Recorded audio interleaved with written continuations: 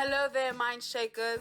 Welcome to another episode of the Mindshack podcast. This podcast has been developing and growing beyond our expectations. And we would like to thank you for your continual support. That's all. We hope you enjoyed today's episode.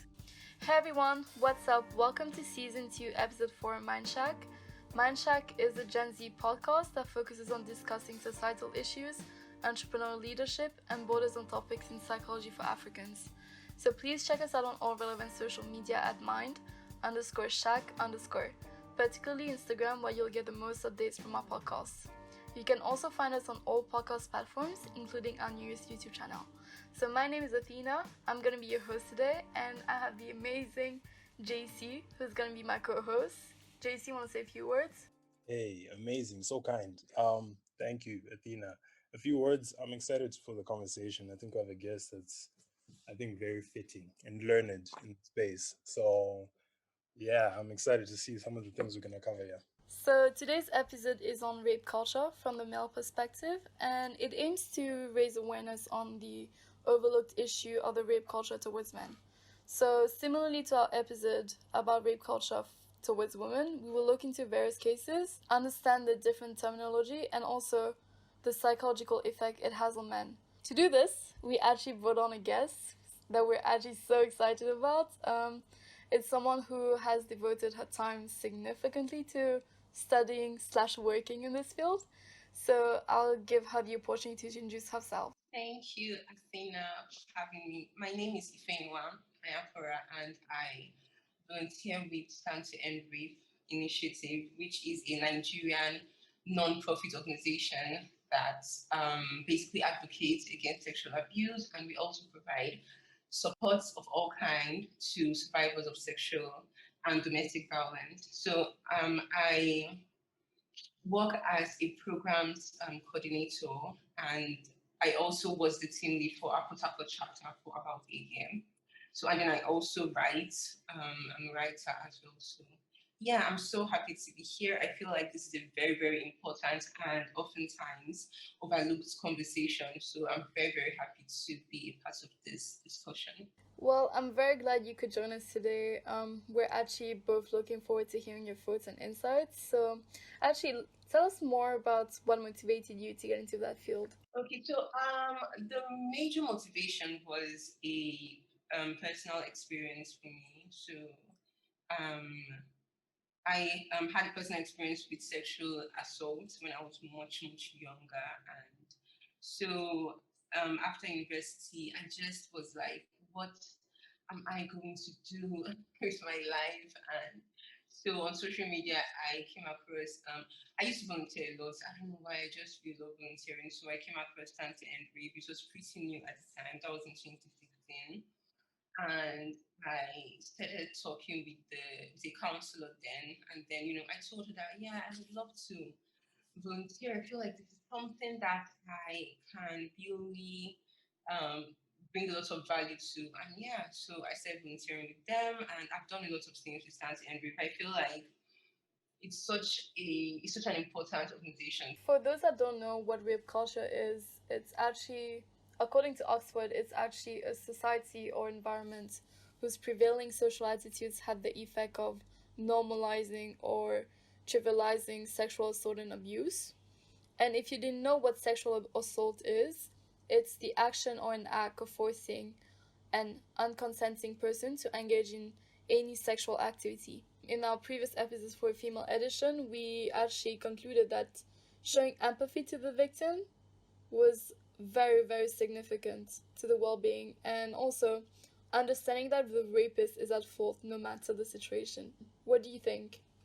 Yeah, 100%. I've been volunteering with Stand to End Rape before. This is my fourth year now, and I have seen such a wide array of sexual and domestic violence cases, and there is no situation, I can tell you that firsthand, that there is no single situation, no matter how different it is, that it was even remotely the fault of the survival. In that case, it's always, even if, because there's something we always say here at Stanton, and we always say you can't give what you don't have. So if you don't have it in you to be a rapist, if you don't have it in you to sexually assault somebody, no matter what the person does to you, even if you see 50 women walking around naked or whatever, so long as that is not in you, there is nothing that will make you want to sexually assault another person or take away their bodily autonomy. So yeah, 100% agree that it is always the fault of the rapist. What about you, JC? Do you still agree with this point of view? Well, I mean, generally, I think the part of the problem is the fact that there's this idea of like trying to find out why the person that is the victim has ended up in that situation, and I think that whole sort of thinking is part of where the problem is. So if you know, a question to kind of step into your experience a bit, yeah. Rape culture in some cases, we understand it as being trivialized. That's what this topic pretty much is about. Like people are somewhat getting to a point of normalizing sexual assault, and I think there's a number of ways that this is probably happening. And in your experience, you might have seen this happening. How would you experience some examples of rape culture being trivialized in normal communities? Oh, you're very right, JC. It is something that I have seen happen time and time again. I can't really speak for every single culture, so I'm just going to start off with mine, with the experience here in Nigeria. Okay, so, and to a certain extent, I think that this extends to other cultures as well. I think that the reason that rape culture in relation to men is trivialized is because of how we see our idea of masculinity to a very large extent. So, um, culturally, men are seen as the sexual aggressors. So, in a situation like um, in sexual situations, men are usually seen as the ones taking something, and women are the ones giving something, right? So when you have that context in mind, people always it sort of remove the or sort of assumes consent, for men. I don't know if you know what I mean. Okay, so let me just give an example. So you know how you go to a club and then you see girls just grinding up on men and it's sexy and stuff. And then you can just see like a random girl going on to a man and just grinding up on her. And then it's seen as sexy, seen as cute, and the girl is seen as being sexually liberated. But if that case was sort of reversed and it was a man just coming to a woman and just grinding up on her, everybody would be like, whoa, this is not acceptable, which is true. It's not acceptable in that case. But when it's the man that this is being done to, it's seen as okay, he wants it. He's a man. You always hear things like that. He's a man after all, so he wants it. Men always want it. So, it's not really seen in that context when, men are the ones that sexual acts are being done to because they, society always assumes that, yeah, he wants it. So this is just one example. There are so many others that I can give. Okay, then yeah, I think the points around masculinity and that whole sort of patriarchal like thinking we have of men the ones and women the ones and how they're different and then basically plays out in like small scenarios in different cases, I think is part of the factor here. There's an estimate that nearly 1 in 4 men in, for example, DRC have been raped. 1 in 4 men. That's a that's a pretty strong statistic, if you'd ask me. And it was also thought that 1 in 3 men have suffered, 3 women have suffered from sexual violence. So for people that don't know what the follow-up effects of it are for men. Okay, so the consequence of rape for either gender is so vast and so far-reaching that I feel like no two people can have the same after effect of rape. But there are some things that we can narrow down in relation to men. So when we say things like masculinity and femininity are ideas rather than actual tangible things that you can pinpoint. What we mean by that is that people are so different, people are so different that it's sort of ridiculous for you to say this is what masculinity looks like, this is what femininity looks like. But the sad thing is that as a culture, as a society, we tend to try to box people up And the effect of that is that men, especially, start to say, like to protect that idea of masculinity. It's something that they hold so dearly. So a man wants to be seen as a provider, a hunter, a strong person, like someone that can always protect himself no matter the situation, right? And rape is something that takes away your bodily autonomy.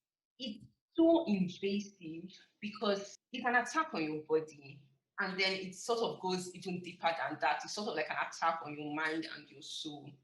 So when that happens to men, it sort of destroys that idea that of this that idea of the strong man that can defend himself no matter what. So it just really destroys their sense of self, when tied into that idea of masculinity. When that happens, what we see in our experience is that most men try to, and that's the sad thing, that's the really sad thing about it.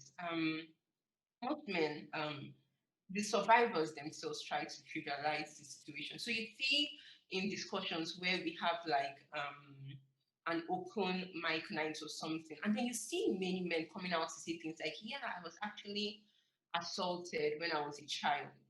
But then they see there's this caveat almost always where they say, "Oh no, but I enjoyed it." Sexual assault is majorly a thing of choice, and they're taking away that your choice. So that's where the major issue is. Right now, we're going to a quick break. This break is one to say thank you. Thank you to you, our listener, for your feedback, for engaging with our podcast on our various social media as we work to improve and incorporate it. We urge you to continue to do so as we set sail. Thank you very much. We hope you enjoyed the rest of the episode. I see your point there. Well, let me firstly share a little story, a real story that I found in an article in 2020. So, recently published from this man from Democratic Republic of Congo. So, on our continents. So, it was 8 p.m. and they shot open the door with a gun, yelling at us, accusing us of being rebel sympathizers. He called. His father, he said, had been in a dispute with a local politician over some land. He believes this is why they were targeted in the first place. They said, "You support the rebels, we'll show you that you are not a man." Then they proceeded to rape him. He fortunately survived, but underwent a few operations in a hospital. Shortly afterwards, he was mistreated by the pastor of his own community, who said he was no longer a man and excluded him from his community. From this story, in some ways, we can say that politics and religion does affect the reason why most men are silent due to fear. So, based on your experience, why do you think this occurs in the first place? What are the root causes of rape culture for men? From this story that you've shared, obviously there are different dynamics in DRC compared to Nigeria. So, obviously there are religious and political reasons for this to happen here, but more often than not, the reason that men experience these attacks is not necessary. I wouldn't say it's tied into their religious or political backgrounds or anything like that. The causes of rape are it's far reaching, but the truth is that the reason people rape people is because it's a thing of power. They think that okay, they want to um what's the word? They want to like apply power on someone else. They feel like yes, I can do this to this person and get away with it or whatever. Regardless of whatever it is you're trying to tie it to, if you're raping somebody, it's because you are a plague to society and you think that you can do this thing and get away with it. That's really the underlying reason. Okay, so one part of this I want to switch to at this point is kind of speaking in the work context, the business environment context, because this is occurring everywhere, and I feel as though businesses that aren't playing their part in like controlling this are, you almost could go as far as to say like part of the problem. And I'm not here. We're not talking rape culture in general. We might also just be talking gender equality within offices and business, starting from hiring to being promoted. So a question I have then is, how has rape culture, when in this case rape culture being trivializing the idea of rape, spilled into the work environment, and how we can better build a working environment for maybe even victims too. I feel like the thing we need to get across, what we really need to understand is that rape, in its most basic definition, is a lack of consent, like taking away of choice from somebody and making them do what they would originally not want to do. In the workplace, how you can see this play out is that, so of course, we know that in so many societies and cultures, there is a huge gender disparity and inequality. So, a way that rape culture is trivialized in the workplace is that, sometimes you see women, most times, having to do things that they would originally not want to do, sexual acts, just because they want to get ahead, because it's being implied to them, either direct or indirect, that this is the only way that they can get ahead, maybe get that promotion or get that job or whatever.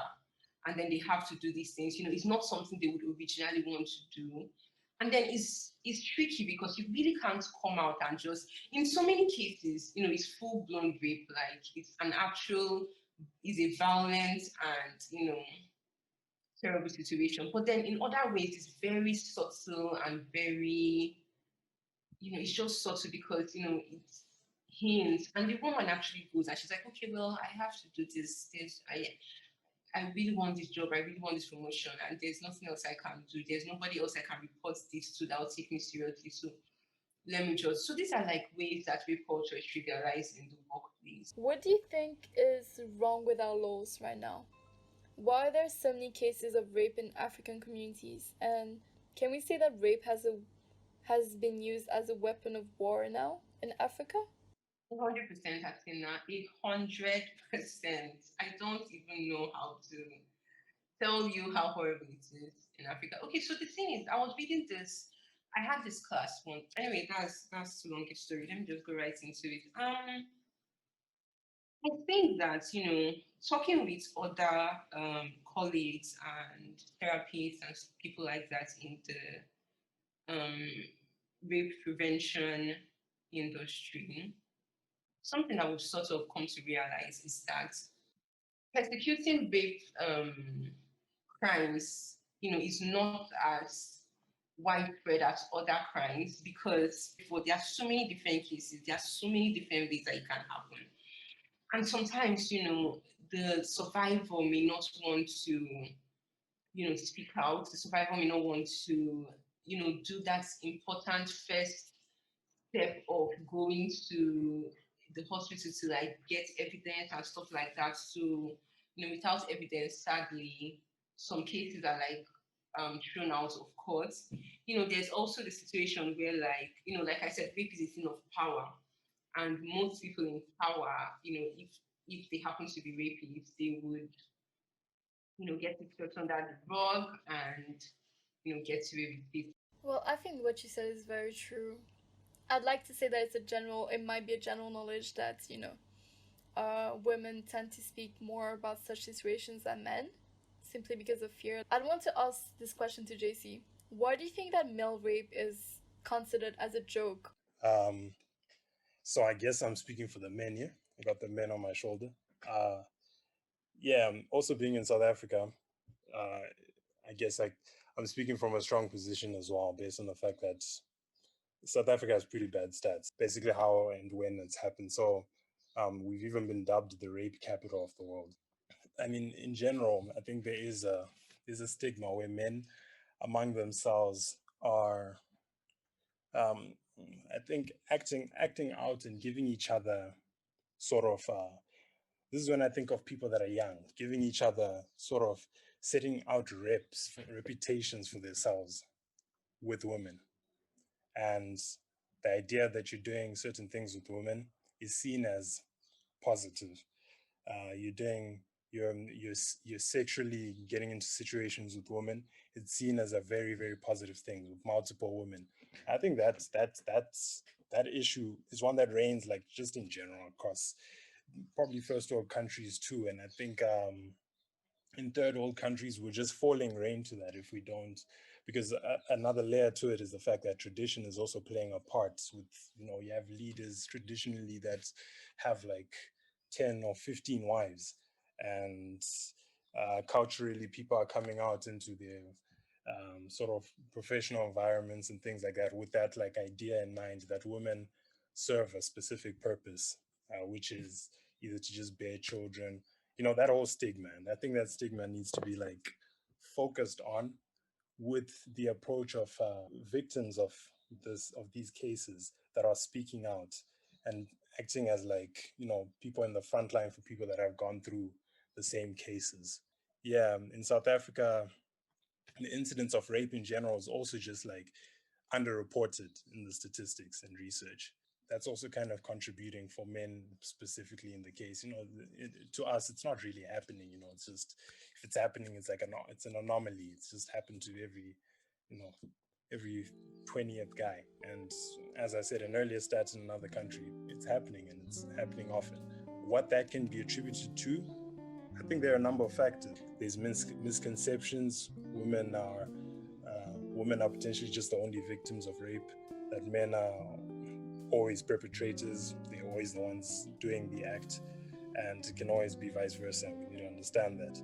And then, yeah, the cultural and social like stereotypes that exist are also basically associated with the rape against men, and basically men thinking of it as something that is not such a big thing, seeing it as men always want sex, real men don't get raped, things like that. Just bad sort of images and ways that men think. So we've reached the end of the episode, so thank you all for listening to this episode on Rape Culture Men Edition. I really hope it made you feel, think, and now will make you do. Today's shout out actually goes to Derek, Papa, and Dr. Chim, just for your support on social media and also on the background. We're really thankful for you guys. Wow, you listened through to the end? Thank you. Don't forget to follow us on Instagram at mind_shack_. And if you enjoyed it, please like and subscribe on your preferred podcast platform or all of them. There's going to be more exciting episodes to come. So, see you on the next one.